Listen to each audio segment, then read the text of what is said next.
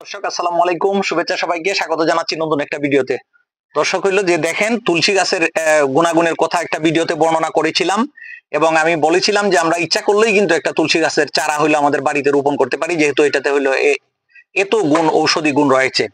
দেখেন এই যে দেখাচ্ছি আপনাদেরকে, সামান্য কয়টা বিচি হইলো গাছ থেকে নিয়ে এসে এই যে বিচিটা এখানে রেখেছিলাম এবং বপন করেছিলাম।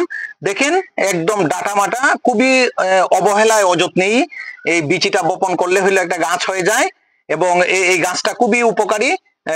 এর আগের ভিডিওতে বলেছিলাম এটা সর্দি কাশির কাজ করে, জ্বরের কাজ করে এবং হজম শক্তি বৃদ্ধি করে এবং রক্ত পরিষ্কারে হইলো ভালো উপকার করে থাকে।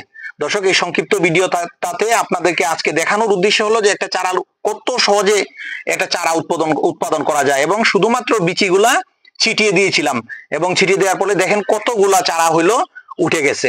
তো দর্শক, আশা করি হইলো আমার ভিডিওটা আপনাদের ভালো লাগবে এবং এইরকম একটা গুণসম্পন্ন গাছ হইলো আমরা প্রত্যেকের বাড়িতে রোপণ করতে পারি। ধন্যবাদ সবাইকে।